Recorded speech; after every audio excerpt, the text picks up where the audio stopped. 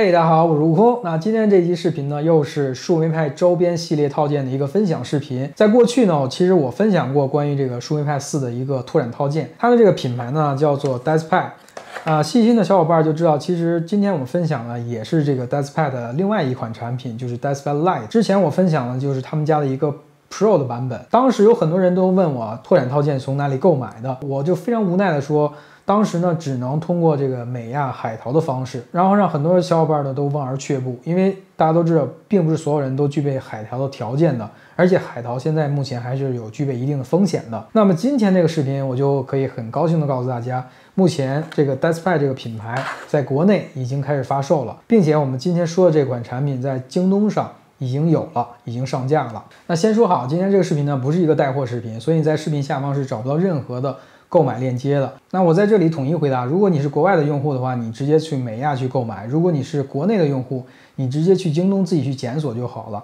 不要再问我什么购买链接了，我相信你是有这个检索的能力的。有很多人购买了这个树莓派之后呢，第一件事就考虑它的 CPU 的散热问题。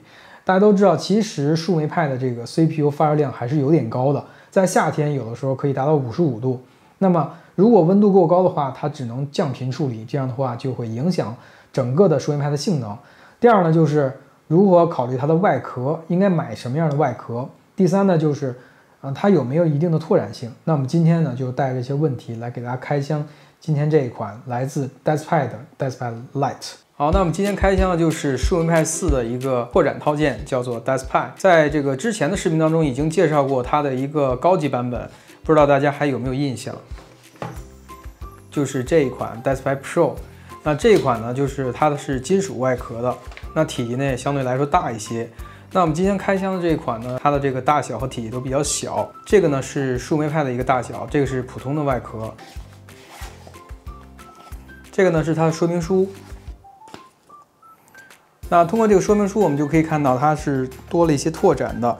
原本呢 HDMI 接口呢都是迷你型的，而这次经过拓展之后呢，它就变成标准尺寸的 HDMI 的接口，同时呢又保留了 Type-C 的供电方式。翻开这个说明书，我们就可以看到，这次呢它这个外壳还是带主动散热的风扇的，毫无疑问就是它的本体喽。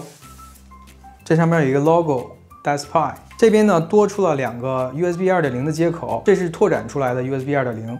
并不是树莓派本身的。那正面呢，可以看到刚才我们说的2个全尺寸的标准的 HDMI 的接口。大家可以看到这边空隙的地方呢，就是装树莓派的地方。等一下我们把树莓派的开发板放进去就可以了。后面呢是散热格栅的地方，并且呢，大家可以看到这两边有挂钩的位置，就是说你可以挂在墙上。然后这4边呢都是脚垫。那我们把它拆开看一下。好，那这边呢，很快呢我就把螺丝拆掉了。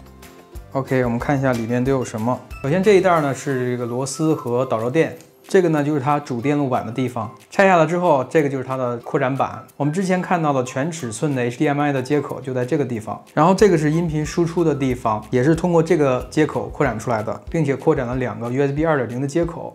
再看看其他的地方，这个是什么呢？好，那这个毫无疑问就是给 CPU 做散热风扇的，而且这上面还有一些金属的散热片。这个是我原本的这个树莓派的外壳，可以说这个外壳呢没有其他的功能，它仅仅就是一个外壳。好，那现在呢我已经把那个树莓派上所有暴露的芯片都贴好了这个导热垫，但是安装这个 CPU 散热风扇之前呢，最好是把这个扩展板给它先连接好，这个绝对是经验之谈。左边呢就是这个扩展板，右边就是树莓派本体。它这边有一个 3.5 的音频啊，这个地方我觉得特别容易断，所以在插入之前一定要特别注意。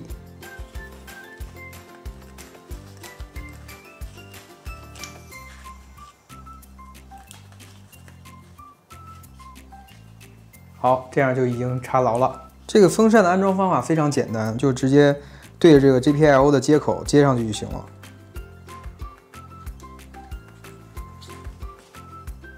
OK， 这样就可以了。好，那下面就非常简单了，直接装到这个壳子里面就 OK 了。上好之后呢，大家可以看一下原本的这些树莓派的接口呢都不受影响。然后大家可以看到它正面呢多出了2个 USB 2.0的扩展，然后同时呢这个地方还是 TF 卡插槽的位置。那这里面有一个小细节的地方，就是这个指示灯的这个位置也预留出来了。然后这边是电源的开关。其实我觉得给树莓派增加一个开关还是挺有必要的。OK， 那我们现在通电看一下它的实际效果吧。好，那现在呢我其实已经通电了1个多小时的时间了。然后这次为了方便做演示呢，我刷入一个大家比较熟悉的系统，就是软路由的 OpenWRT 的系统。那这次我们看看它的散热的表现，能不能作为一个软路由器来使用。我们都知道，其实树莓派的发热量是比较高的，通常情况下它的温度都飙到55度以上，所以说如果没有散热是绝对不行的。那这次加入散热之后，我们再看看它的一个整体的表现。好，那此时呢，我们可以看一下这个 OpenWRT 的这个概览。那这边很明显写着它的温度是在41度到42度之间，而且是一个来回徘徊的状态。那我觉得这个温度已经相当低了，有点赶上这个 X86 的软路由，类似于 G1900的水平。其实 ARM 的路由器，或者是软路由能够达到这个水平已经相当的不容易了。因为我们都知道，其实平时如果不散热的话，这个温度是非常高的。当然了，如果说你对这个温度依然不满意的话，你还可以通过 USB 风扇的方式进一步降低。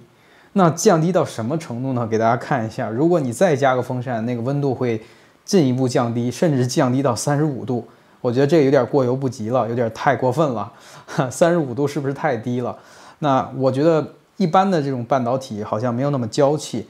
所以其实做软路由来讲，我觉得最佳的温度是在45度之内，基本上就是可以接受的。如果说你的这个软路由已经高于50度了，这个时候就稍微有点风险了。当然了，也没有那么大的风险，只是说它的性能可能会进一步的下降。我们用这个散热风扇，就包括这个整体的这个外壳呢，是绝对不会达到50度的。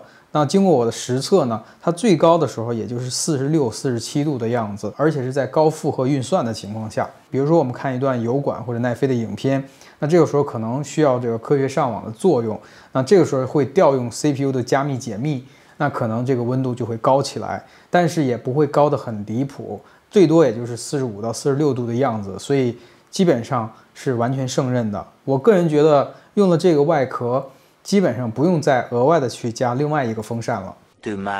那现在呢，已经过了一晚上的时间，大概17个多小时。然后我们再看看这个表面，依然是非常凉的，就不管是正面还是侧面，包括它的底部，我们可以用这个温枪测一下，就是它还是保持就室温的样子吧，30多度的样子，就是摸上去就几乎是感觉不到什么太多的温度的。那我们再看一下这个 CPU 的核心温度哈，大家可以看到这个屏幕上显示 CPU 核心温度依然是保持在45度左右，就是45度以下的一个水平，所以这个散热风扇起了很大的作用。那既然是一个扩展套件，那这个全尺寸的 HDMI 就必须要测试。所以这边呢，我连接了2路的 HDMI 的接口，连接了2台显示器。当然，这里面有一台是4K 的显示器，一台是1080p 的。那理论上，这个树莓派的这个系统是支持双 4K 的显示器的。大家可以看一下，2台显示器都成功的点亮了，它的这个全尺寸的 HDMI 是没有问题的。当然了，并不是所有的系统都支持2路的 HDMI 接口。比如说你刷入一个播放器的系统，那肯定它是一个显示器显示，这个是跟系统有直接关系的。好了，那以上就是我的一个个人体验，简单总结一下。那这一款树莓派的 DeskPad Lite 一个扩展套件呢，我觉得是相当合格的。那用户无非就是关心几个问题，第一是散热问题。那这个外壳的套件呢，已经带了这个散热器，那基本上是可以控制在45度之内的。那我是在室温27度左右做的这个测试。就无论你刷的是 OpenWRT 的软路由的系统，还是树莓派自有的这个树莓派的系统，基本上都是维持在45度之内。那这个温度是可以稳定运行的。当然了，如果你还想极致的追求，你甚至还可以加装 USB 风扇，这个就是看个人的喜好了。那第二个就是全尺寸的 HDMI 接口，那这个是相当有用的。对于绝大多数用户，显示器或者是电视机都是全尺寸的，那不可能有迷你型的。这样的话，我们就避免了这个转接口。第三点，我觉得这个外壳的设计还是比较讨喜的，整体的这个外观体还是非常小的，但是它散热确实是没有问题的。虽然是塑料的机身，怎么说呢？就给人的感觉就是从一个开发板一下就变成了一个成熟的一个商业产品的感觉。总之我非常喜欢。然后再有就是这次我们说的这个视频呢，主要是介绍了这个第三方的配件啊，并不是说这个树莓派，因为树莓派现在价格已经在飞涨了，所以目前是不适合入手的。所以今天这个视频还是针对那些已经购买树莓派的用户来说的，你可以把这个作为一个备选的方案。那我个人觉得它是一个非常合格的第三方的扩展套件。那最后再说说它前置的这个 USB 的接口。那我发现它前置的 USB 接口呢，它在树莓派这个系统下好像并没有正确的这个识别，可能是因为驱动的一些原因吧。但是前置这个 USB 确实是带供电的。OK， 那关于这个树莓派的第三方的拓展套件 DeathSpy Lite， 我就分享到这边。如果大家有什么疑问的话，欢迎在视频下方留言。我们下一个视频再见。